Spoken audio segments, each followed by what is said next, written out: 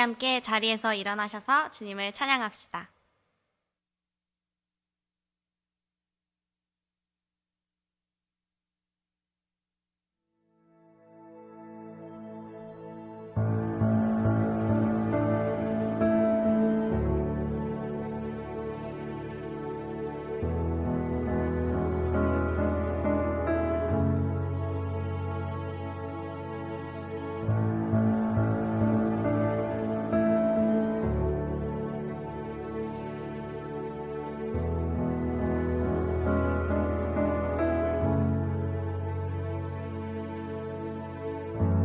나의 무릎을 꿇을 때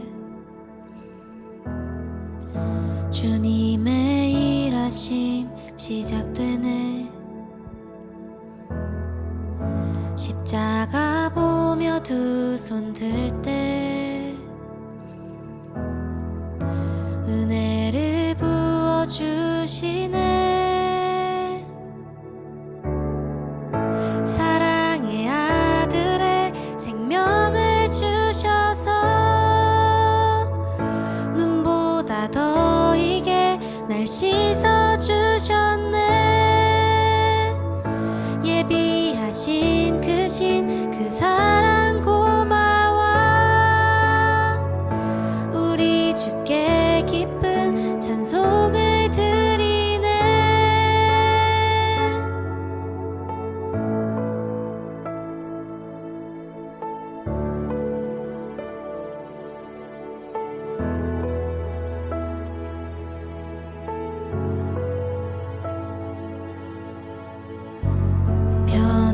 변함없으신 사랑으로 오늘도 내 삶을 일으키네. 은혜의 보좌 앞에 주께 담대히 나갑니다. 사랑의 아들의 생명을 주셔서 눈보다 더 이게 날 씻어주셨네.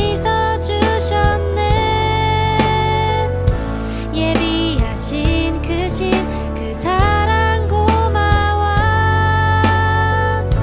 우리 주께 기쁜 찬송을 드리네.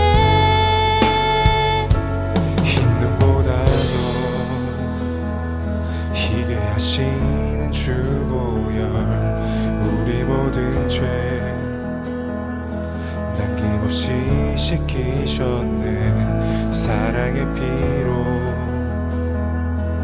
우릴 건지신 주님이 은혜로 우리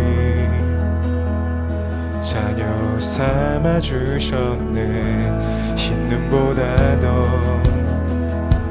희게 하시는 주 보혈 우리 모든 죄 남김없이 씻기셨네. 사랑의 피로 우릴 건지신 주님이 은혜로 우리 자녀 삼아주셨네.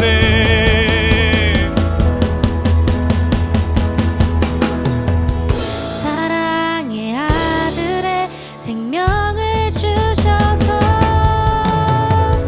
눈보다 더 이게 날 씻어주셨네. 예비하신 그 신 그 사랑 고마워. 우리 주께 기쁜 찬송을 드리네.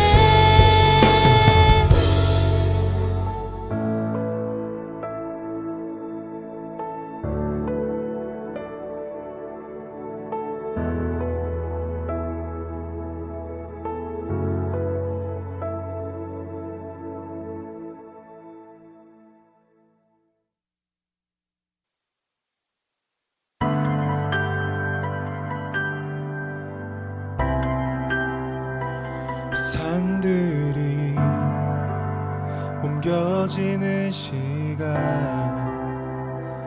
바람이 길이 나타날 때다. 이 지구의 주인, 천국보다 높으신 주인,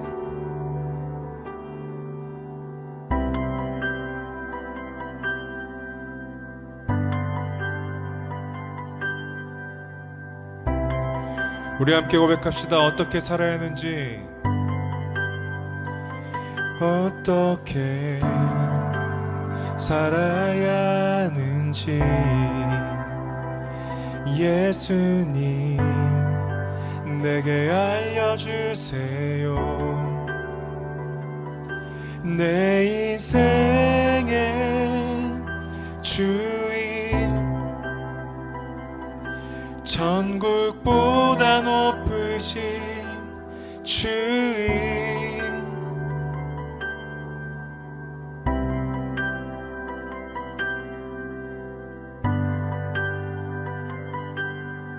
우리 인생의 주인 되신 예수님께 두 손을 높이 올려드립시다. 예수 그리스도 내가 향유 분발, 그 발 아랜 천국을 누시나, 그 앞에 나 서 있네. 십자가로 통한 우린 마주보네. 예수 그리스도 내가 향유 분발, 그 발 아랜 천국을 누시나, 그 앞에 나 서 있네. 십자가로 통한 우린 마주보네.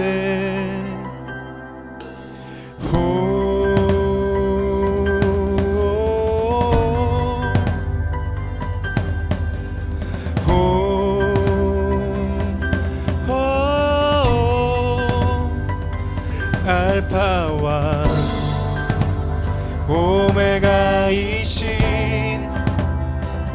처음과 마지막이신 다시 오실 주인, 다시 오실 주인, 지금 이곳에 계신 주인, 예수 그리스도, 예수 그리스도 내가 향유 분발, 그 발 아래 천국을 누시나,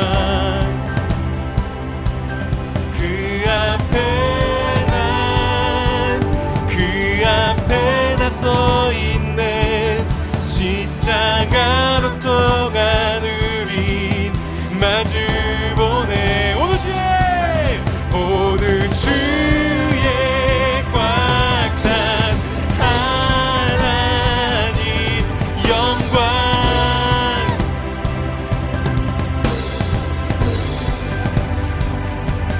오늘 주의 꽉 찬 하나님 영광,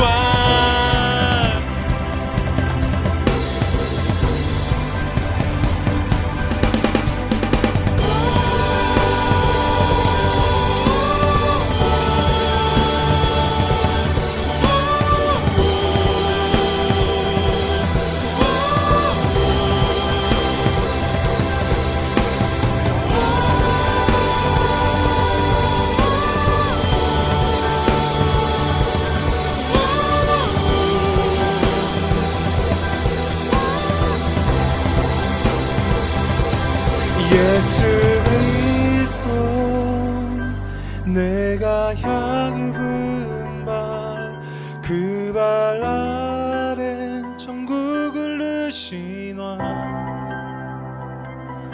그 앞에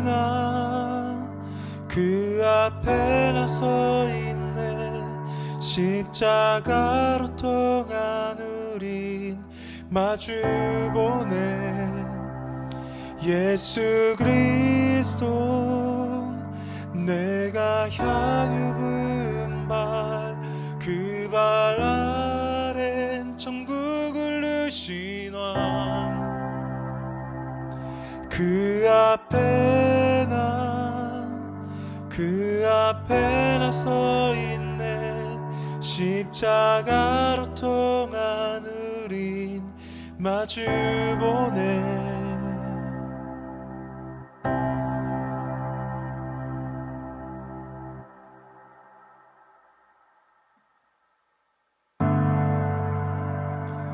우리의 왕 되시고 우리 아버지 되신 예수님께 감사와 차의 박수 올려드리시겠습니다. 아멘. 주님이 우리의 모든 것을 이루시고 모든 것의 아버지 되신 하나님 단 한 분이십니다.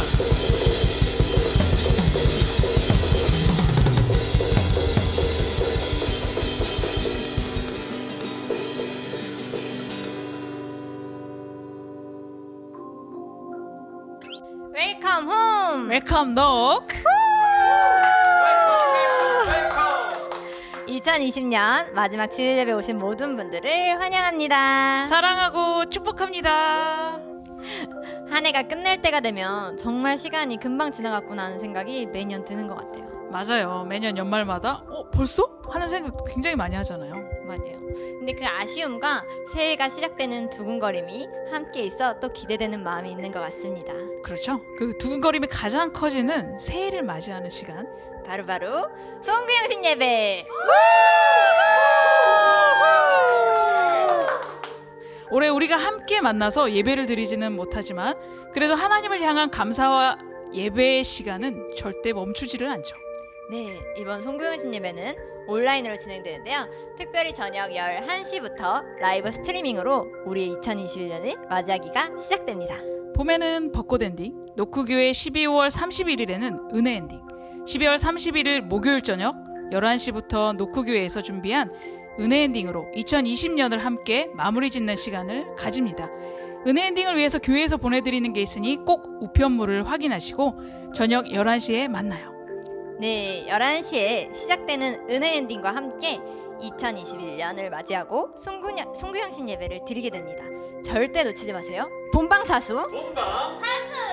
본방사수. 그럼 오늘 우리 목사님께서 전해주시는 하나님의 2020년 마지막 주일 예배 말씀 들으러 가보실까요? 찬일 목사님! 목사님!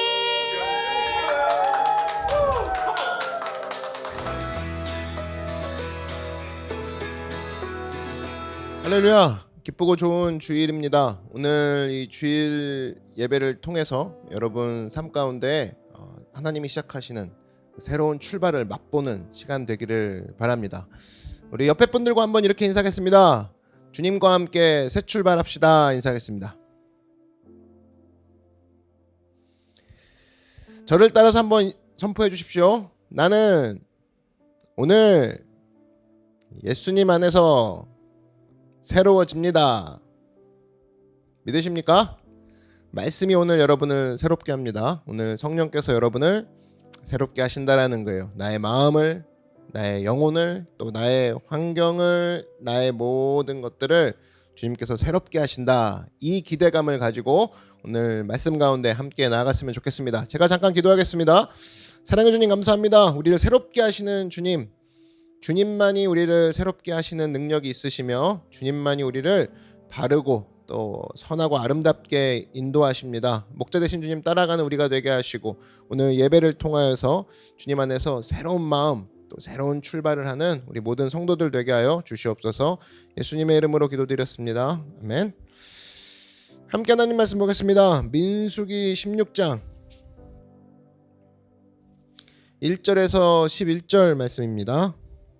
민수기 16장 1절에서 11절 말씀, 우리 다 같이 자리에서 일어나셔서 우리 말씀을 경외하는 마음으로 함께 합독하겠습니다. 시작. 레위의 증손 고핫의 손자 이스라엘의 아들 고라와 르우벤 자손 엘리압의 아들 다단과 아비람과 벨렛의 아들 온이 당을 짓고 이스라엘 자손 총회에서 택함을 받은 자 곧 회중 가운데에서 이름 있는 지휘관 250명과 함께 일어나서 모세를 거스르니라. 그들이 모여서 모세와 아론을 거슬러 그들에게 이르되 너희가 분수에 지나도다. 회중이 다 각각 거룩하고 야훼께서도 그들 중에 계시거늘 너희가 어찌하여 야훼의 총회 위에 스스로 높이느냐. 모세가 듣고 엎드렸다가 고라와 그의 모든 무리에게 말하여 이르되 아침에 야훼께서 자기에게 속한 자가 누구인지 거룩한 자가 누구인지 보이시고 그 사람을 자기에게 가까이 나아오게 하시되 곧 그가 택하신 자를 자기에게 가까이 나아오게 하시리니 이렇게 하라. 너 고라와 내 모든 무리는 향로를 가져다가 내 야훼 앞에서 그 향로에 불을 담고 그 위에 향을 두라. 그때 야훼께서 택하신 자는 거룩하게 되리라. 레위 자손들아 너희가 너무 분수에 지나치느니라. 모세가 또 고라에게 이르되 너희 레위 자손들아 들으라. 이스라엘의 하나님이 이스라엘 회중에서 너희를 구별하여 자기에게 가까이 하게 하사 야훼의 성막에서 봉사하게 하시며 회중 앞에 서서 그들을 대신하여 섬기게 하심이 너희에게 작은 일이겠느냐. 하나님이 너와 내 모든 형제 레위 자손으로 너와 함께 가까이 오게 하셨거늘 너희가 오히려 제사장의 직분을 구하느냐. 이를 위하여 너와 너의 무리가 다 모여서 야훼를 거스르는도다. 아론이 어떠한 사람이기에 너희가 그를 원망하느냐. 아멘. 네, 오늘은 반대의 세력을 만날 때라는 제목으로 하나님 말씀 증거하도록 하겠습니다. 이 민수기 16장은 사실 불행한 장입니다. 고라당이 반역을 일으키는 사건입니다. 굉장히 중요한 사건입니다. 레위지파에 고라 자손이 있었는데 고라가 반란을 일으킵니다. 근데 이 고라가 지도자인데 요 고라와 함께하는 동조 세력들이 또 있었어요. 르우벤 지파의 3명의 지도자도 이것과 함께합니다.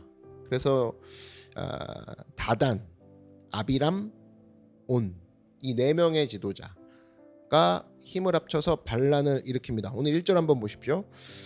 레윗의 증손 고앗의 손자 이스라엘의 아들 고라와 르우벤 자손 엘리압의 아들 다단과 아비람과 벨렛의 아들 온이 당을 짓고 이렇게 4명이 반란을 일으켰고 그리고 중간 지도자 250명이 동참을 했습니다. 2절 보십시오.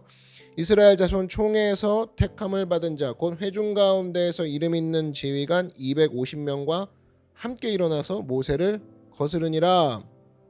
이스라엘의 반란 사건이 일어났다는 거예요. 이들이 주장한 건 뭐냐?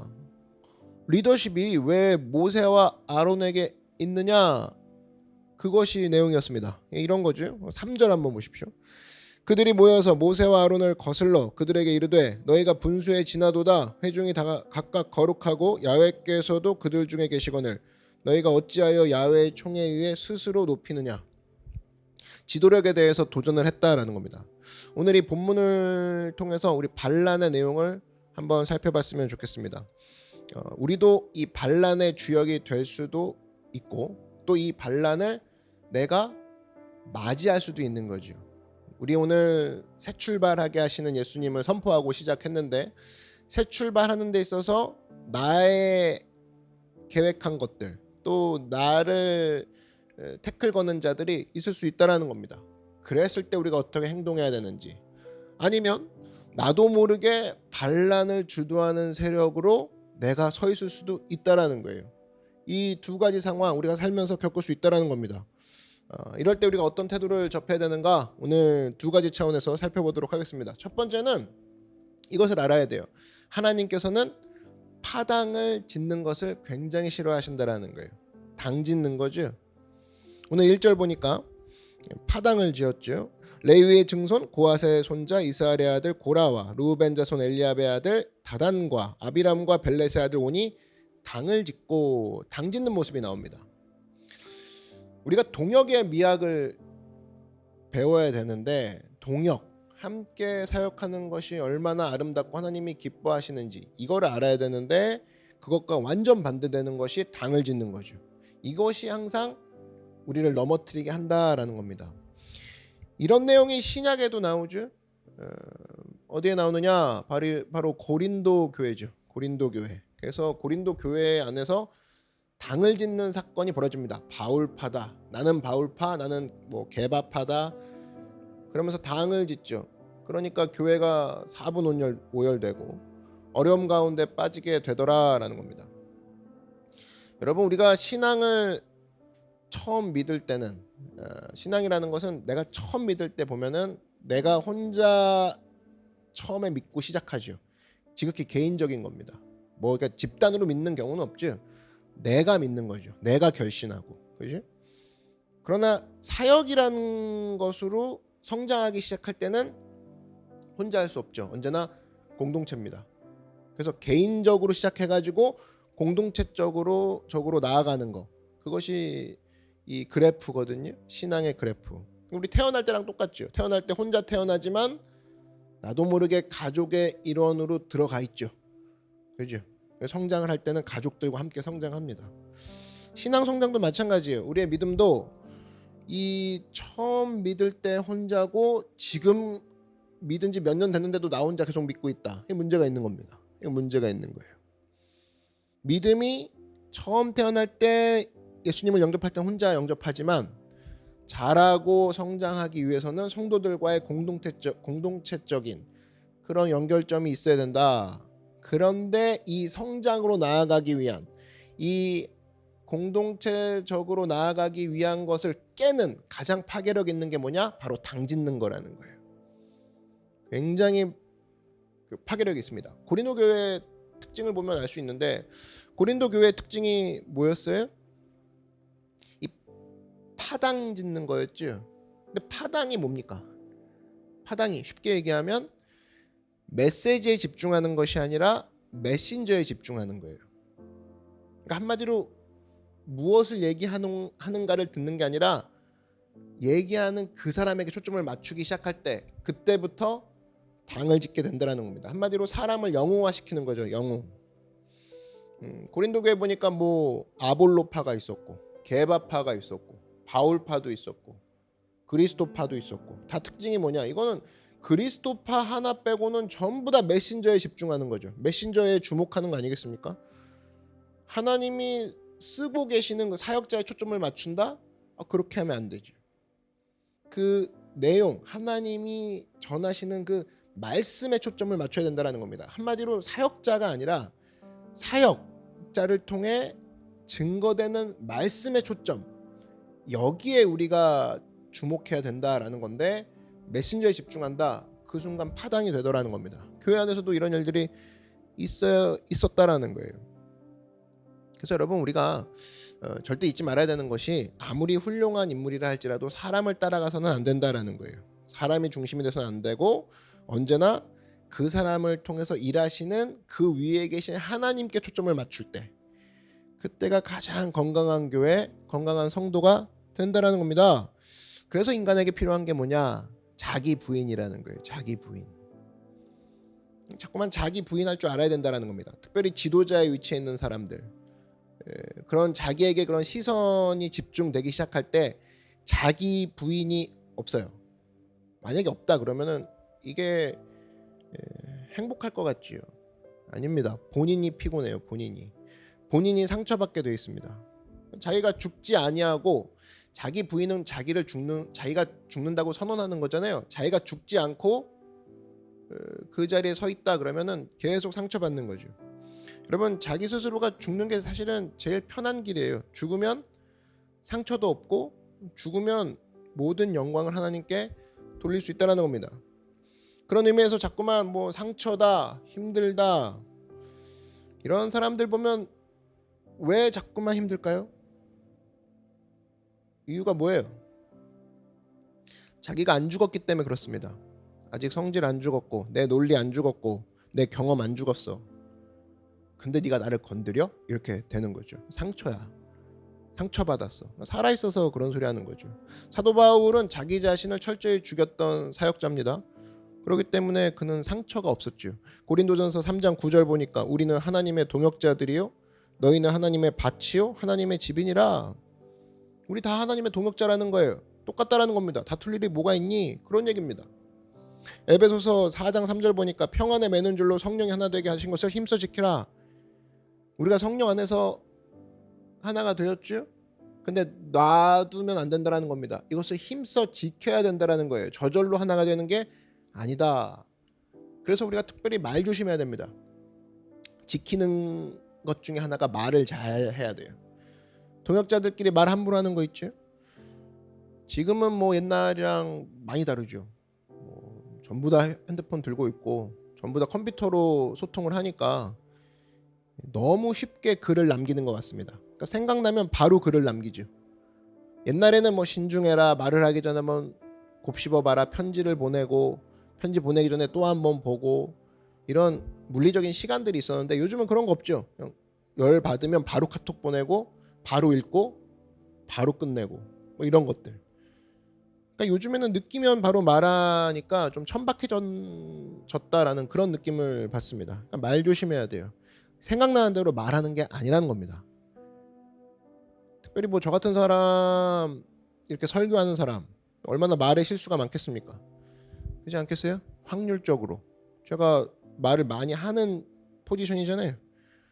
이건 뭐 설교를 많이 한다 해서 좋을 수도 있지만 그만큼 실수할 수 있는 위험에 노출돼 있기도 하다 그 소리죠. 그러니까 겸손해야죠. 그래서 우리가 항상 이런 것들 머리에 새기고 있어야 된다는 겁니다. 그런데 우리가 어떤 일, 특별히 옳은 일이라고 딱 생각이 들면, 옳은 주장이다 생각이 들면 이상하게 형제 자매에게 말로 상처를 주면서 주장을 하는 사람이 있어요. 맞는 말이에요. 옳은 주장인데 말로는 상처를 주는 사람이 있어요. 이건 틀린 거라는 거죠. 관계를 깨면서까지 주장을 한다. 이건 과연 옳은 거냐? 그럴 수 없다라는 겁니다. 저는 뭐 이렇게 다른 종교를 뭐 이렇게 비교하는 것은 그렇지만 저는 카톨릭이 잘하는 것도 있다고 생각합니다.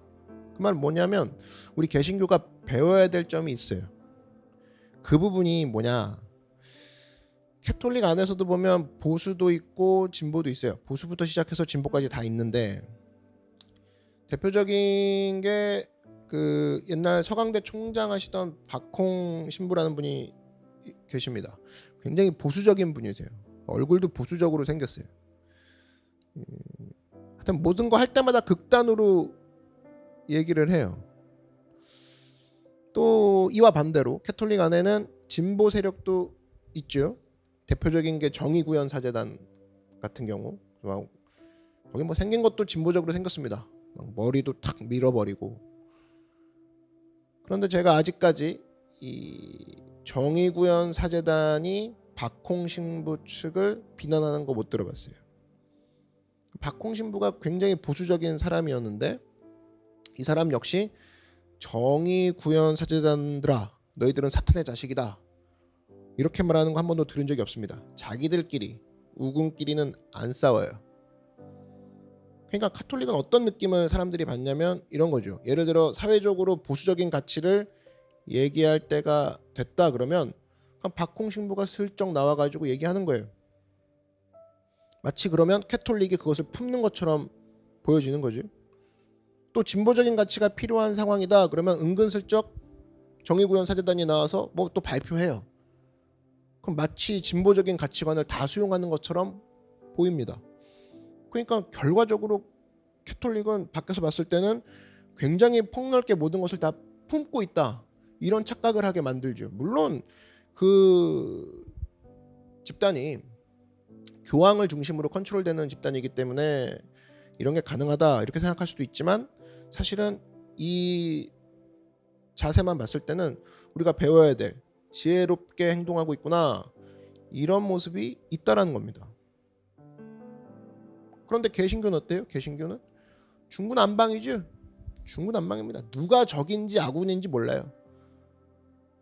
그래서 이렇게 생각하면 됩니다. 우리 기독교인들끼리 크리스찬들끼리 서로 욕하고 이러는 것은 일단은 그 자체가 벌써 바보예요. 바보. 그러니까 뭘 모르고 뛰고 있는 거죠. 그러니까 어떤 의미에서는 살면서 자기하고 생각이 다를 수도 있죠. 다른 사람을 만나는 거죠. 생각이 다른 사람을 만났을 때 이렇게 생각하는 사람도 있구나 하고 넘어가는 게 필요하거든요. 저도 그렇습니다. 이게 그 목사님들하고 얘기를 하다 보면 어떤 목사님이 얘기하는 거에 제가 동의하지 못하는 부분이 있어요. 있죠. 그런데 특별히 복음의 핵심, 진리의 핵심, 그거 빼놓고 비진리에 관한 것들이다 그러면 굳이 비난할 생각이 없습니다. 왜 그러냐? 내가 여기서 인사이트를 얻을 수도 있고, 내가 이해하지 못한 그런 예수님을 만날 수도 있고, 이 사람이 바라보는 시각을 통해서 넓어지는 거죠. 이렇게 생각할 수도 있구나. 또 어떤 때는 동의도 합니다. 내가 몰랐던 거를 이 사람을 통해 알게 됐네. 그죠? 근데 지금 당장 봤을 땐 잘 모르겠는 부분이 있어요. 그렇다 그러면 비난할 게 아니라 유보해 놔야죠. 이게 어떻게 될 것인지 한번 나중에 체크해 보자. 이런 모습이 있어야 된다는 겁니다. 한마디로 기독교 안에서도 이렇게 폭넓게 생각하는 그 목사님들이 계시다라는 것 자체는 기독교도 폭이 넓다 그 소리죠. 여러분, 한 개인이 아무리 잘 이해한다고 해도 이 성경을 다 이해할 수 있겠습니까? 없다라는 거예요. 어떻게 성경의 진리를 자기가 혼자 다 품을 수 있다고 생각할 수 있냐는 겁니다. 그럴 수 없죠. 이게 자체가 교만이죠. 그런 생각 자체가. 자기가 이해한 성경의 핵심들이 일단은 있을 거 아니에요. 그걸 먼저 증거하고, 그러다 보면 다른 예들이 보이죠. 다른 예들이 보인다. 그러면 나에게 도움이 되는 거지, 이것이 내가 반대하고 이것을 통해서 내가 욕설을 하고 비난할 내용이 아니라는 겁니다. 차이가 넓어지는 디딤돌로 삼으면 된다라는 거예요. 그런 의미에서 가끔 인터넷 안에서도 보면은 교인들끼리 싸워요. 교인들끼리. 교회끼리 싸워요. 교회끼리. 제일 싫어하는 사람이 바로 그런 겁니다. 하여튼 자기랑 의견이 좀만 다르면은 상대방을 욕설을 상대방에게 퍼부어야지만 그 상황이 시원하게 끝난다고 여기는 사람들 있죠. 바보죠. 그냥 이렇게 생각하는 사람도 있구나. 그렇게 생각하면 되는 거 아니겠습니까? 그래서 욕하지 않고 어떤 논리가 있다 그러면 그냥 놔두는 게 나아요. 놔두고, 이유가 뭐냐? 이렇게 생각하는 사람도 있구나. 이게 나중엔 나한테 도움이 된다니까요. 그래서 내가 넓어지는 계기가 된다라는 겁니다. 그래서 여러분, 저는 이렇게 생각합니다. 어떤 상대를 품는 상황이 와요. 그러면 상대를 품는 데 있어서도 사실은 세련됨이 필요하다고 생각합니다. 그래서 한쪽에서는 옛날에 한번 보니까 진보 쪽에서 보면은 되게 세련되게 접근합니다. 매력 있게 가끔 눈물도 흘리고 노래도 부르고 감성을 터치하고. 그러나 저는 그 안에 약간 전략적인 느낌, 그런 느낌을 받아요. 하나도 변화된 거 없거든요. 그러나 그게 어딥니까? 세련되게 가고 있다라는 거. 저는 보수적인 사람들도 이렇게 세련되어져야 된다고 생각해요. 세련되어진다. 이건 무슨 뜻이냐? 속은 안 분했을진 모르지만 상대편을 품어주는 척이라도 하라, 그 소리입니다. 품어주는 척. 세련됨이 다른 말로 예의예요. 예의 지키는 거. 세련되었다라고 했을 때 본질이 변해서 본질을 변하게 만드는 그런 뜻이 아니라, 제가 볼 때 사람들의 본질은 잘 안 변해요. 안 변하지만 상대를 갖다가 예의 있게 대해주는 것만으로도 그게 어딥니까?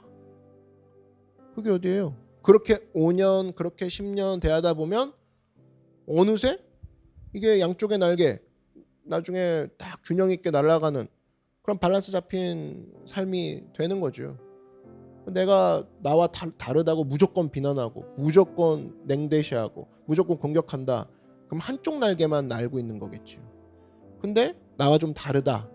그렇다 할지라도 본질은 나와 다르다 할지라도 세련되게 예의 있게 품어준다. 그러면 여기서 오는 다음 단계의 선한 단계로 넘어갈 수 있다는 겁니다. 그래서 여러분들 무슨 일을 하든지 세련되게 하십시오. 촌스럽게 하지 말고. 이 세련됨만 추구해도 많은 성장이 있다라는 거예요. 그리고 이제 상대의 가치, 이게 그 관용이라고 그러죠. 또 톨러런스라고 하는데 좀 품을 줄 아는 모습이 필요합니다. 품는 모습. 그래서 하나의 가치를 가지고 세상을 다 풀려고 하는 게 아니라 양쪽 가치가 다 필요한 거예요. 그런 지혜를 얻는 믿음의 종 되기를 바랍니다. 그런 의미에서 성경 안에서 파당을 짓고 상대를 공격하는 것, 이것은 결과적으로 그리스도의 몸을 깨는 일이라는 거예요. 그런 일은 행해서는 안 된다라는 겁니다. 또 한 가지, 두 번째로는 불만으로 뭉치면 안 된다라는 거예요. 우리가 어떤 동기를 가지고 뭉칠 수 있죠. 어떤 결사체를 가지고 뭉칠 수 있는데 그 수많은 요인들 중에 불만을 가지고 모여서는 안 된다라는 겁니다. 여기 반란의 핵심이 오늘 고라인데, 그런데 동조 세력은 전부 다 르우벤 지파였죠. 1절 보니까 레위의 증손 고핫의 손자 이스라엘의 아들 고라와 르우벤 자손 엘리압의 아들 다단과 아비람과 벨렛의 아들 온이 당을 짓고 4명의 지도자 가운데 3명이 르우벤 지파였습니다. 무슨 뜻이냐? 르우벤 지파는 원래 야곱의 장남이었죠. 맏아들. 그런데 아비의 침상을 범했다 그래서 장자의 명분을 잃어버리고 영적인 권세 잃어버리고 봉사적인 권세도 잃어버렸습니다. 그래서 영적인 리더십은 유다 지파한테로 넘어가고 이 섬기는 직분, 봉사의 권세는 레위 지파에게 넘기죠. 넘어간 거죠. 그러니까 아마도 르우벤 지파는 마음에 불만이 있었던 것 같아요. 불만 세력이라고 말해도 틀리지 않다고 생각합니다. 불만이 가득한 거죠. 내가 장남인데 이게 뭐냐. 그런데 오늘 이 반란을 일으킨 고라, 뭘 알았어요? 르우벤이 불만을 가지고 있구나를 알았다고. 그래서 여기에 뿌리를 내리죠. 그래서 불만 세력들 모여라. 이렇게 하면 절대로 안 된다라는 겁니다. 제가 처음 사역을 시작하는 또 개척을 하시는 그런 후배 사역자들에게 꼭 하는 얘기가 있어요. 초창기에 교회를 개척하거나 사역을 시작할 때 아무리 사람이 없다 할지라도, 아무리 한 영혼이 중하다 할지라도 절대로 불만 세력이 갖고 있는 힘에 의지하지 말라고 그런 얘기를 해줘요. 여러분, 초창기 때는 누가 움직입니까? 불만 있는 사람들이 움직이기 마련입니다. 뭔가 안티들이. 그럼 불만 자체도 그 힘이 있거든요. 초창기에는 으쌰으쌰 해요. 왜? 자기들의 분을 풀려고. 근데 어떤 불만 세력이든지 불만 세력은 1년 이상 가기가 힘듭니다. 근데 그 불만 세력을 가지고 하나님의 거룩한 일을 시작한다? 어불성설이라는 거예요. 그래서 숫자가 5명이 됐든 2명이 됐든 아니면 1명이 있다 할지라도 이 종자 믿음이 중요한 건데, 불만하지 않는, 신실하게 하나님을 두려워할 줄 알고 하나님께 예배 드릴 줄 아는 사람을 가지고 개척을 시작하고 사역을 시작하라, 그런 얘기를 해줍니다. 근데 이거 잘 모르는 사람 많아요. 그래서 교회만 오면 다인 줄 알고 오니까 너무 감사하네. 근데 불만 세력들이 자꾸 모이고 있는 거잖아요. 깨지게 마련이라는 겁니다. 언제나 그 세력들이 모여서 나중에는 교회를 대적하는 모습으로 자라나게 된다는 겁니다. 근데 이 불만 세력도 세련됨이 있어요. 자기들 불만 뭐예요? 이게 이런 거죠. 왜 르우벤 지파를 무시하느냐, 이렇게 나가지 않습니다. 명분이 중요하니까. 명분은 뭐였냐? 3절에 명분이 나오죠. 그들이 모여서 모세 아론을 거슬러 그들에게 이르되 너희가 분수에 지나도다. 회중이 다 각각 거룩하고 야훼께서도 그들 중에 계시거늘 너희가 어찌하여 야훼의 총회 위에 스스로 높이느냐. 기가 막힌 신학적인 논리를 가지고 들이댑니다. 이게 바로 뭐예요? 만인 제사장주의지. 모세와 아론 너네만 제사장이냐? 아니다. 하나님께서 우리 전체를 제사장이라고 하지 않으셨느냐? 이게 베드로 전서에 보면 확실해지죠? 왕 같은 제사장, 우리를 그렇게 부르셨다. 그죠? 이 뿌리가 어디에 있느냐? 출애굽기 19장 6절에 나오거든요. 19장 6절에 하나님이 친히 말씀하시기를 너희가 내게 대하여 제사장 나라가 되며 거룩한 백성이 되리라. 너는 이 말을 이스라엘 자손에게 전할지니라. 하나님이 친히 모세를 통해서 이스라엘 백성들에게 전하라고 했어요. 너희는 제사장 나라가 되고 거룩한 백성이 되리라. 요 말을 그대로 인용해가지고 야, 하나님이 말씀하시길 다 똑같은 제사장인데 왜 너희들만 앞장서서 뛰느냐, 이런 신학을 가지고, 정확한 신학을 가지고 분열을 일으키는 일들을 하고 있더라는 겁니다. 우리 가운데도 보면 그래요.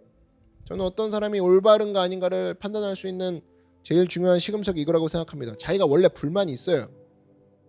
그러면 이 불만을 가지고 끝까지 논의하면 해결이 되거든요. 이 불만 벗어나지 않고. 근데 불만을 가지고 나온 사람들 보면 이 불만과 관계없는 다른 명분을 들고 나옵니다. 엉뚱한 명분. 그래서 그 싸움인 줄 알아요. 근데 그 싸움이 아니거든요. 이런 식의 접근을 하는 것 자체가 문제가 있다는 겁니다.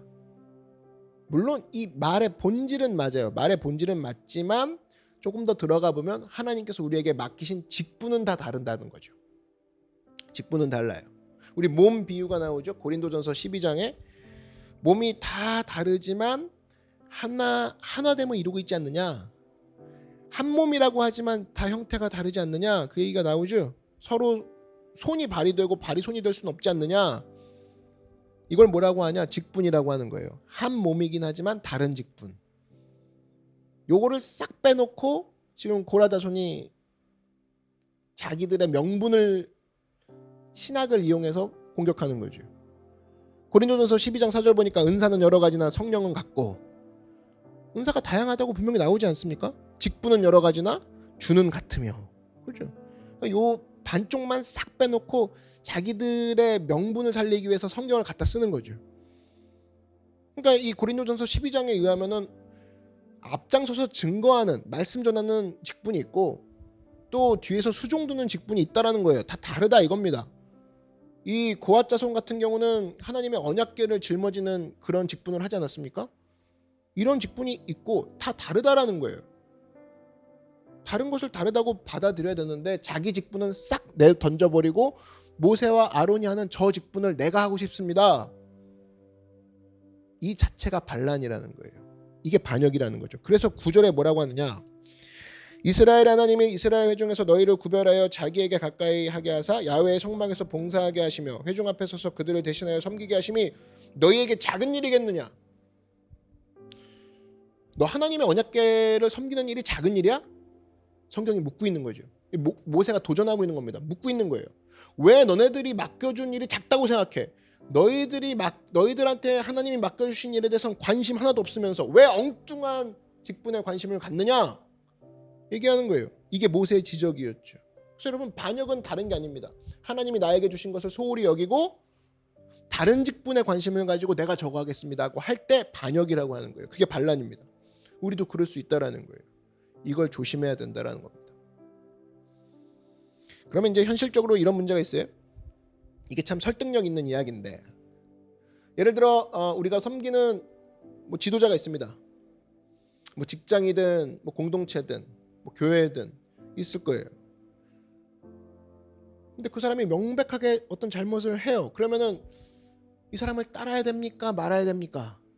벌써 이렇게 질문하면 당연히 따르지 말아야 한다고 나오잖아요. 그렇죠? 명백하게 잘못한 일을 하는데 왜 따라가야 됩니까? 그럼 따라가지 않으면 맞서야 됩니까? 그렇다고 얘기할 수도 있다고 생각합니다. 그러나 이 말 자체에 굉장히 큰 함정이 숨겨져 있어요.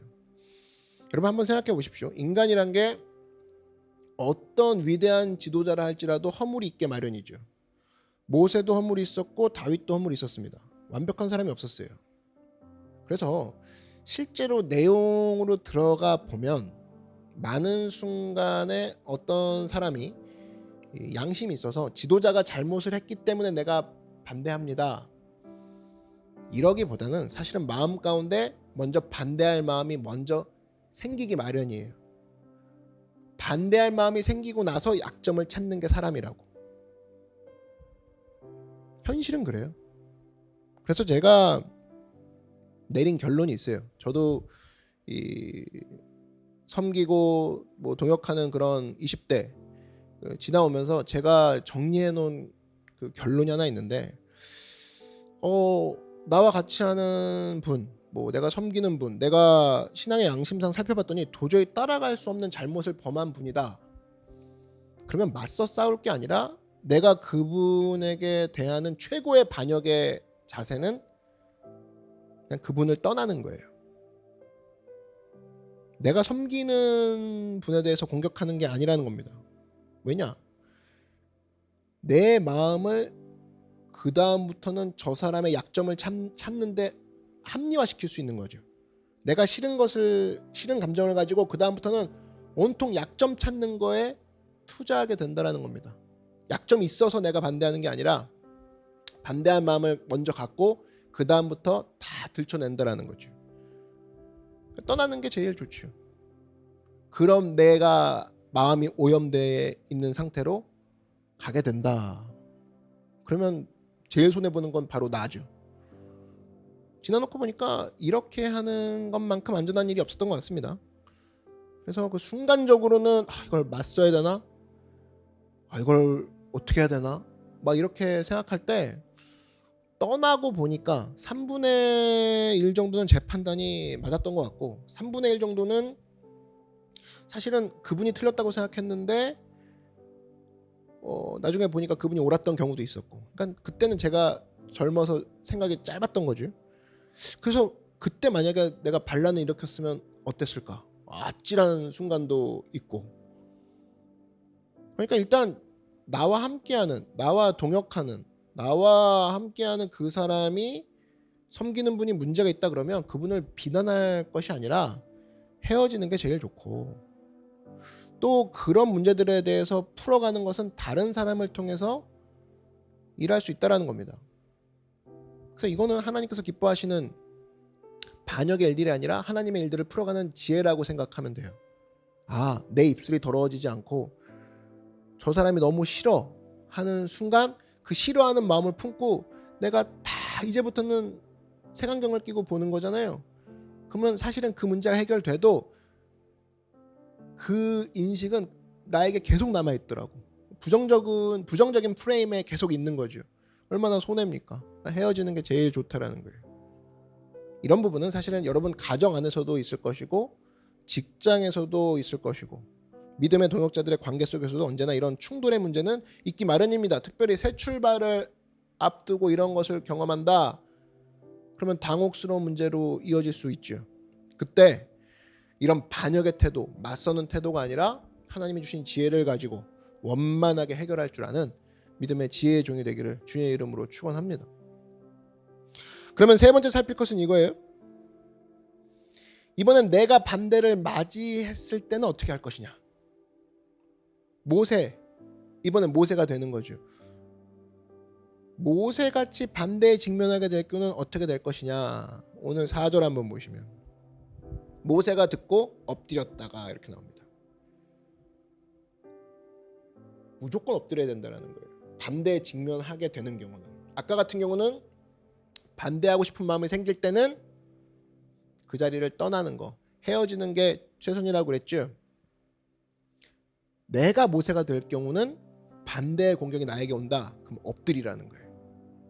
엎드리는 기도보다 중요한 것은 없다라는 겁니다. 그래서 반대의 역풍을 맞았을 때 하나님 앞에 엎드리는 종이 되어라. 4절 다시 한번 보시면 함께 읽어볼까요? 시작. 모세가 듣고 엎드렸다가.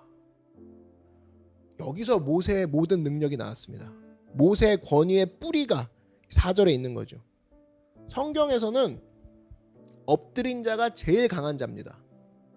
기독교에서는 엎드린 자가 제일 강한 자예요. 많이 엎드린 자가 제일 강한 자예요. 신명기 34장 10절도 보니까 모세는 하나님을 대면하여 아는 자라 그랬죠. 하나님을 많이 만나는 인생, 그런 인생일수록 강한 인생이라는 거예요. 성경의 원리가 그래요. 여러분, 그래서 권위는 여기서 오는 겁니다. 하나님과 교제의 시간이 많은 사람, 그 사람이 권위가 제일 높은 거예요. 하나님 앞에 엎드리는 시간이 많은 사람, 그 사람이 제일 능력이 많은 거예요. 거기서 뿌리를 찾아야죠. 지금도 보십시오. 교회도 그렇고 여러분 인생도 그럴 겁니다. 2021년도가 됐다고 해서 여러분을 반대하는 세력이 없을까요? 있을 거라는 거예요. 여러분을 불신하는 세력이 없을까요? 있을 거라는 겁니다. 하나님의 믿음대로 살아가려고 하는데 불신의 세력들이 여러분을 태클 걸고 공격하고, 그것도 굉장히 조직적으로, 공격적으로, 주기적으로 여러분의 신경을 건드리고 쓰러뜨리려는 시도를 하는 경우가 허다할 거라고. 없지 않아요. 그때 어떻게 해야 될 것이냐? 바로 모세한테 배우라는 거예요. 엎드리는 인생. 이 모세라는 이름에 자기 이름을 넣어서 한번 읽어보십시오. 찬열이가 듣고 엎드렸다가 듣고 엎드리잖아요. 여기에 힘이 있다라는 거죠. 그래서 여러분 특별히 젊었을 때 하나님 앞에 많이 엎드릴 줄 알아야 됩니다. 나중에 늙어서 힘이 없어가지고 아이고 하고 엎드리는 것은 의미가 없고 그건 그냥 자연적으로 엎드려지는 거죠. 그거 말고 젊을 때 주장할 거 많고 내세울 거 많고 하고 싶은 거 많은데 하나님 앞에 자발적으로 엎드린다. 그것만큼 복된 인생이 없죠. 하나님 나를 건져 주십시오. 나를 불쌍히 여겨 주십시오. 그 엎드리는 인생에서 하나님이 보시고 구원의 손길을 내미신다라는 거예요. 강력한 인생이 된다라는 겁니다. 참 묘한 게 뭐냐면 모세는 문제가 생기면 엎드리는 거 이게 참 습관화가 돼 있던 것 같습니다. 민수기 14장에서도 보면은 이런 문제가 나오죠. 비슷한 거 10명의 정탐꾼 물론 반란은 아니었지만 백성들을 선동하는 얘기가 나오죠. 민수기 14장 5절 보니까 모세와 아론이 이스라엘 자손의 온 회중 앞에서 엎드린지라. 그러니까 모세가 잘한 건 뭐예요? 허구 헛날 엎드렸어요. 허구 헛날. 자기 자신 부인한 거죠. 그러니까 모세가 지도자로서 우리가 배울 만한 게 아까 자기 부인을 해야 되는 지도자 얘기했죠. 그러니까 모세는 엎드렸다. 자기 부인이죠. 엎드리는 것 자체가 그냥 엎드려 버렸어요. 하나님 나는 힘이 없습니다. 나는 능력도 없습니다. 나를 붙들어 주십시오. 계속해서 비난의 화살이 날아오는데 엎드렸더니 무슨 일이 벌어졌어요? 여호수아와 갈렙이 와서 함께 동조를 해주죠. 조인을 해주죠. 모세 편에 서버리죠. 동역자가 생긴다는 겁니다. 우리도 마찬가지입니다. 내가 정치 수단을 발휘해서 누구를 섭외해 봐야지, 누구와 엮어 봐야지, 누구와 라인을 타야지 그런다고 사람이 모인다는 게 아니라는 거예요. 언제나 하나님 앞에 엎드리면 필요한 동역자를 보내주신다라는 겁니다. 성경에 나와 있다라는 거예요. 특별히 우리 리더들 있지 않습니까? 저는 그렇다고 생각합니다. 지도자라 그러면 자기가 맡고 있는 양떼들 부응하는 것이 옳다고 생각해요. 그리고 영적으로도 막 불타올라야지요. 그러기 위해서는 하나님의 은혜의 깔때기가 되는 것이 중요합니다. 깔때기는 뭐예요? 입구는 되게 넓은데 그 밑에는 좁죠. 그리고 깔때기 자체가 위에 있지 않죠. 가장 아래에 있는 거죠. 낮다고. 낮으니까 깔때기의 역할을 하는 거죠. 낮다는 게 뭡니까? 엎드리는 거예요. 그래서 내 인생이 가장 낮은 깔때기의 모습으로 엎드리는 순간에 하나님의 깔때기가 되어서 모든 하나님의 은혜가 나에게 모인다라는 거예요. 그러다 보면 사람들도 모인다라는 거예요. 영향력도 모이고 엎드리는 자에게 다 모이는 거 하나님의 깔때기라는 겁니다. 여러분 그런 모습으로 서 있다 그러면 여러분 서 있는 자리에 모든 하나님의 은혜가 모이는 그런 역사가 있다라는 거예요. 마지막 순간에까지 이렇게 엎드리고 있다 그러면 하나님이 가만 놔둡니까? 절대 그렇지 않다라는 거예요. 마지막 순간까지 엎드렸어요. 그런데 사람이 계속해서 공격하면 어떡합니까? 그때는 하나님이 개입하신다라는 거예요. 영광 가운데 개입하시죠. 성경에 이런 게 얼마나 많습니까? 굉장히 많아요. 맞아 죽을만 하며 하나님께서 나타나셔서 영광 가운데 개입하시죠. 민수기 14장에도 보니까 백성들이 돌로 치려고 할 때 하나님이 나타나시죠. 영광 가운데. 그래서 모세 손을 들어주시죠. 다니엘도 사자굴에 들어가고 죽을 위기에 처했을 때 하나님께서 사자의 입을 막아버리시죠. 그 다음에 반대하는 세력들을 사자굴에 집어넣으시잖아요. 묘사가 참 재밌습니다. 땅에 떨어지기도 전에 사자가 점핑해서 뼈를 으스러뜨렸대요. 반대 세력들. 상상만 해도 되게 재밌죠. 그 개한테 뼈다귀 던져줄 때 공중에서 점프하면서 딱 낚아채는 것처럼 뼈를 다 으스러뜨려 버렸대요. 보세요. 이게 뭐예요? 하나님의 영광 가운데 완벽히 개입하시는 거죠. 풀무불에 다니엘의 친구가 들어갔어요. 그 위기 가운데 들어갔어요. 그러나 하나님께서 그들과 함께 해주셔서 건져내 주시죠. 머리털 하나 상하지 아니하고. 저는 머리털 하나도 굉장히 중요하기 때문에 여기서 굉장히 은혜를 받습니다. 머리털 하나 상하지 않고 그대로 걸어 나오죠. 하나님이 개입하신 거라고. 여러분 우리가 불신앙의 세력들을 절대로 두려워해서는 안 된다라는 겁니다. 하나님 앞에 엎드리면 엎드리는 건 할 수 있잖아요. 엎드리면 하나님이 보호해 주시고 언제나 동역자도 보내주시고 나중에는 그 길을 이기게 해주신다라는 겁니다. 엎드리는 거 가장 강력한 자세라는 거예요. 돌 드는 자 앞에서 돌을 두려워하지 않고 엎드리시기 바랍니다. 특별히 하나님 앞에 쓰임 받고자 하는 젊은이들, 쓰임 받는 젊은이들, 어떤 젊은이들을 하나님이 쓰시느냐? 엎드릴 줄 아는 젊은이를 쓰세요. 지금도 이 자리에 주님 나를 써주십시오. 그런 사모하는 마음 있습니까? 그런 사람이 있어요? 그러면 하나님은 엎드리는 자를 쓰신다라는 걸 기억하십시오. 달릴 줄 아는 사람 쓰시는 게 아닙니다. 돈 있는 사람 쓰는 거 아니에요. 머리 좋은 사람 쓰는 거 아닙니다. 누차 얘기하죠. 하나님은 엎드릴 줄 아는 젊은이를 쓰신다. 엎드릴 줄 아는 젊은이 뭐예요? 들을 준비. 그 다음에 내가 지금 눈앞에 있는 거 보고 가지 않겠습니다. 하나님 보고 묵상하고 생각하고 인도하시는 대로 가겠습니다. 엎드릴 줄 아는 젊은이. 여러분 우리 앞에는 언제나 장애가 있을 겁니다. 장애가 있어요. 난관은 직장에도 있지만 장애는 가정에도 있지만 이게 장소가 바뀐다고 시기가 바뀐다고 없어지거나 그러지 않아요. 좋은 일이요? 무슨 좋은 일을 하더라도 언제나 반대는 있어요. 언제나 반대는 있다고. 그러나 그 반대를 이길 수 있는 길, 성경은 그걸 얘기하고 있죠. 바로 모세의 길이라는 거예요. 엎드리는 길이었다는 겁니다. 엎드리는 길. 엎드림을 통해서 언제나 승리하는 믿음의 신실한 백성 되길 주의 이름으로 축원합니다. 기도하겠습니다. 사랑해 주님 감사합니다. 언제나 주님 안에서 우리가 파당짓는 인생 되지 않게 하여 주시고 불만으로 뭉쳐서 불만으로 시작하는 인생이 되지 않게 하여 주시옵소서. 무엇보다도 삶의 역풍을 맞이했을 때에 엎드리는 능력으로 무장케 하여 주시옵소서. 예수님의 이름으로 기도드립니다. 아멘. 이 시간 잠시 동안 고개 숙여주시기 바랍니다. 아직까지 그리스도를 믿지 않는 사람, 하나님을 알지 못하는 사람은 오늘 예수를 믿어 구원받을 수 있습니다. 하나님, 나는 예수 믿지 않습니다. 나는 타락했습니다. 나 다시 주께로 돌아오기 원합니다. 나를 도와주십시오 하는 분은 인터넷 앞에서 일어나 주시기 바랍니다. 이 시간에 일어나서 예수님을 구주로 모시면 구원을 받게 되고 하나님의 영광을 체험하게 되는 것입니다. 신속히 일어나십시오. 난 하나님 안에서 다시 새 출발하기 원합니다. 내 안에 하나님이 필요합니다. 예수 믿기 원합니다.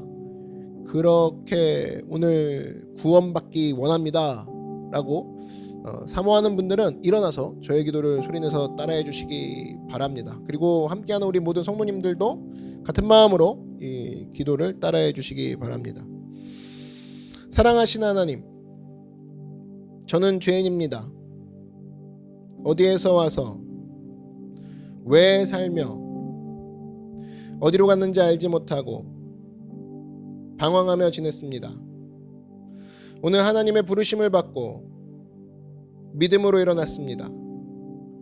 예수님의 십자가 보혈로 저를 씻어 주시옵소서. 저를 위하여 죽으시고 저를 위하여 부활하신 예수님을 제 구주로 모셔드립니다. 지금부터 영원토록 주님과 함께 살겠습니다. 하나님은 내 아버지가 되셨습니다. 예수님은 나의 구주가 되셨습니다. 저는 하나님의 자녀가 되었습니다. 저를 구원해 주시니 감사합니다. 예수님 이름으로 기도드립니다. 아멘. 축복합니다. 축하합니다. 우리 하나님 안에서 새로운 인생을 시작하게 된 여러분 주의 이름으로 환영합니다. 우리 노크교회의 링크가 또 영상 소개글 하단에 준비되어 있습니다. 들어오셔서 함께 신앙생활하고 또 함께 주 안에서 새 출발을 하는 여러분 되기를 바랍니다. 이 시간 우리 함께 통성으로 기도할 텐데 한번 자리에서 일어나 주시기 바랍니다. 하나님, 내가 파당짓지 않는 인생 되게 하여 주시고 불만으로 동력을 얻는 불만 세력이 모였을 때 희열을 느끼는 그런 삶으로 살아가지 않게 하여 주시고 무엇보다 내가 반대를 경험했을 때 엎드린 인생이 되게 하여 주시옵소서. 우리 그 말씀을 기억하면서 함께 이 시간 기도하면 좋겠습니다. 이 시간 주님의 이름 한번 부르고 다 같이 통성으로 말씀 생각하면서 기도하겠습니다. 주여, 사랑해 주님 감사합니다. 오늘 말씀 가운데 함께 하시고 역사하여 주시옵소서. 우리가 파당짓지 않는 인생 되게 하여 주시옵시고 무엇보다 불만으로 뭉쳐있지 않는 인생 되게 하여 주시옵소서. 하나님, 무엇보다도 역풍을 맞이했을 때 엎드리는 능력 되게 원합니다. 능력 주시옵시고 우리가 주님 안에서 날마다 모세와 같이 엎드리고 주님 안에서 승리하는 우리가 되게 하여 주시옵소서. 하나님, 내 앞에 있는 사람 의지하지 않습니다. 하나님 우리가 사람 가운데에 무서워하지 않고 사람을 두려워하지 아니하고 하나님 바라보며 주 안에서 승리하는 우리가 되게 하여 주시옵소서. 엎드리는 능력 날마다 있동합니다. 하나님 우리가 새 출발하고 새해를 시작할 때 반대의 생각에 직면했을 때 좌절하거나 불평하거나 불만하는 모습으로 넘어가는 것이 아니라 엎드림을 통하여서 하나님의 영광스러운 계획을 체험하는 다니엘과 이 친구와 같은 또 모세와 같은 하나님의 기적적인 은혜가 있는 우리 모든 성도들이 되게 하여 주시옵소서. 하나님 주님께서 역사하셔서 올 한해 우리의 삶 가운데 놀라운 일들이 있었습니다. 하나님 역사하셨던 놀라운 2020년도였습니다. 주님께서 함께 하시는 동안 우리가 2020년도를 불만으로 끝내는 것이 아니라 주님께 감사하고 하나님의 임재 앞에 우리가 엎드릴 줄 아는 믿음의 귀한 성도들 되게 하여 주시옵소서. 하나님 일하신 것들을 기대합니다. 성령께서 함께 하시고 역사하여 주시옵소서. 할렐루야 할렐루야 할렐루야 할렐루야. 사랑해 주님 감사합니다. 2020년도를 돌아보니 하나님이 하신 일들이 너무나도 감사하고 하나님이 하신 일들이 너무나도 우리 가운데 하신 계획들과 우리를 지켜주신 모든 일들이 감사한 일들 뿐입니다. 우리가 2020년도를 불만으로 끝내지 아니하고 원망으로 끝내지 아니하고 주님을 향해 엎드림으로 끝나는 하나님을 향해 엎드려 주님을 향해 손을 벌리며 나아가는 은혜의 2020년도가 되게 하여 주시옵소서. 하나님 우리가 2020년도 돌아봤을 때 고라자손과 같이 행하지 아니하고 주님 안에서 우리가 하나님의 긍휼하심 안에 우리를 지켜보아 주신 그 은혜를 항상 잊지 아니하고 겸손한 마음으로 낮은 주님의 하나님의 깔때기와 같은 마음으로 엎드린 자세에서 하나님을 경외하며 사람과 영향력과 하나님의 은혜가 모이는 주님의 귀한 하나님의 성도들이 되게 하여 주시옵소서. 예수님의 이름으로 기도드렸습니다. 아멘. 몸이 아프신 분들은 아픈 데 손을 얹어 주시기 바랍니다. 그 외에는 가슴에 손을 얹어 주시기 바랍니다. 하나님 우리 아버지여, 역풍을 맞이한다 할지라도 주님이 함께 하시면 우리는 살아 일어납니다. 주님 앞에 간구하오니 우리의 생애 속에 들어와 주시옵소서.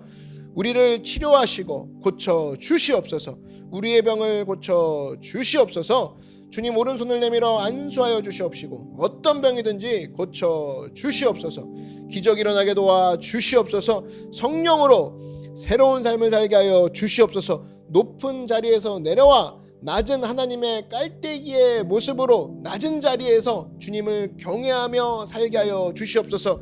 예수 이름으로 나의 교만이 떠나가게 하여 주시옵시고 예수 이름으로 모든 영혼의 병과 육체의 병이 고침을 받을지어다. 건강할지어다.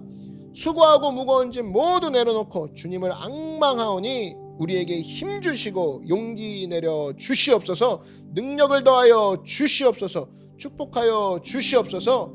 영혼이 잘되게 하여 주시옵소서. 범사가 형통케 하여 주시옵소서. 치료받고 강건하게 도와 주시옵소서.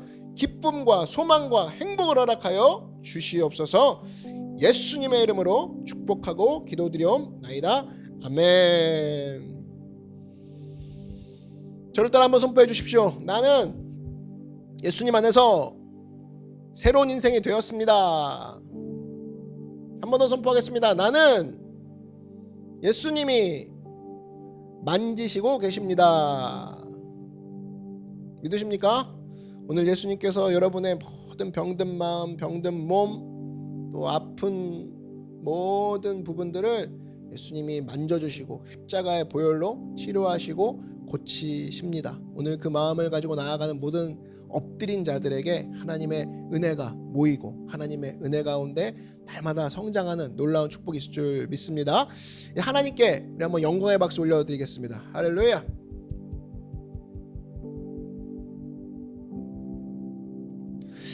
이 시간 하나님께 우리의 마음 또 우리의 헌금 올려드리는 시간을 갖도록 하겠습니다. 우리 다 같이 함께 다윗 왕의 마음으로 성경 말씀을 함께 합독하도록 하지요. 자, 이 시간 함께 합독하겠습니다. 시작. 다윗이 온 회중 앞에서 야훼를 송축하여 이르되 우리 조상 이스라엘의 하나님 야훼여, 주는 영원부터 영원까지 송축을 받으시옵소서. 야훼여, 위대하심과 권능과 영광과 승리와 위엄이 다 주께 속하였사오니. 천지에 있는 것이 다 주의 것이로소이다. 야훼여 주권도 주께 속하였사오니 주는 높으사 만물의 머리이심이니이다. 부와 귀가 주께로 말미암고 또 주는 만물의 주제가 되사 손에 권세와 능력이 있사오니 모든 사람을 크게 하심과 강하게 하심이 주의 손에 있나이다. 우리 하나님이여 이제 우리가 주께 감사하오며 주의 영화로운 이름을 찬양하나이다. 나와 내 백성이 무엇이기에 이처럼 즐거운 마음으로 드릴 힘이 있었나이까. 모든 것이 주께로 말미암았사오니 우리가 주의 손에서 받은 것으로 주께 드렸을 뿐이니이다. 아멘. 제가 헌금을 위해 기도하겠습니다. 사랑해 주님 감사합니다. 2020년도 하나님 우리 가운데 지켜주셔서 우리가 잘 지낼 수 있었고 무사히 지낼 수 있게 해주시니 감사합니다. 하나님 이 시간 바치는 주일헌금, 감사헌금, 11조헌금, 특별헌금 주님께서 기뻐 받아주시고 무엇보다 하나님 우리 마음 가운데 수고하고 무거운 짐까지도 함께 주님 앞에 내려놓사오니 하나님께서 지켜주시고 다스려 주셔서 아름답고 선하게 모든 기도 제목 가운데 주님께서 30배, 60배, 1000배, 만배로 복 주시고 응답 내려 주시옵소서. 모든 자녀와 사업과 가정과 모든 개인 모든 비전 위에 하나님께서 안수하셔서 주님의 축복이 날마다 부어지는 그 기름병의 기름이 마르지 않는 역사가 있게 하여 주시옵시고 하나님 무엇보다도 함께 동역하는 모든 사람들에게 선한 영향력을 끼칠 수 있는 하나님의 은혜가 모이는 하나님의 귀한 깔때기와 같은 주님의 귀한 성도들, 주님의 귀한 교회가 우리 교회 노크 교회가 되게 하여 주시옵소서. 감사와 찬양 올려드리며 이 모든 말씀 예수님의 이름으로 기도드렸습니다. 아멘. 할렐루야. 다시 한번 주님께 영광의 박수 올려드리겠습니다. 우리 옆에 분들과 한번 이렇게 인사하겠습니다. 당신은 축복의 사람입니다. 인사하겠습니다. 여러분 2020년도 우리가 가만히 살펴보면 내가 이 고라 자손과 같은 모습 있었을 겁니다.